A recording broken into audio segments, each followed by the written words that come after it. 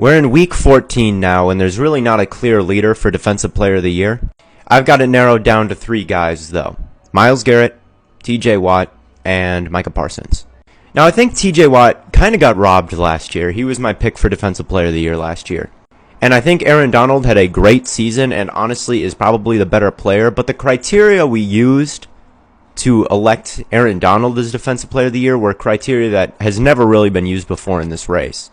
And that was double team rate, pass rush win rate, stuff like that. That's never been used before. So I don't know if that's the precedent now. If that's the precedent that's gotten set, Myles Garrett is above TJ Watt this year in pass rush win rate and double team rate. Myles Garrett's pass rush win rate is just a shade under 35%, and his pressure rate is just a shade under 20%. Whereas with TJ Watt, his pass rush win rate is just over 20%, and the pressure rate is at 15%. But if you look at the raw stats, TJ Watt has more impact plays, more tackles for loss, more sacks, more forced fumbles, more fumbles recovered in less games.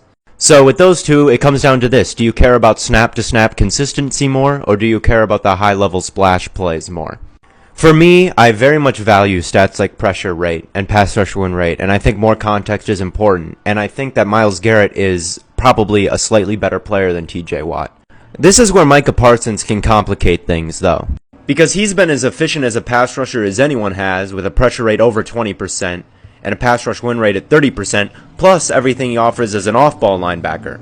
His stats as a pass rusher and his film as a pass rusher is insanely impressive, plus he just blows these two away in tackles because he's also an off-ball linebacker.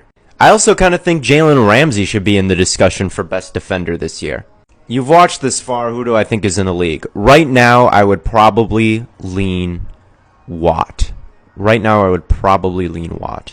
think it's tough to watch him putting up better numbers in less games and then deny him of the award based on kind of more obscure stuff like pass rush win rate.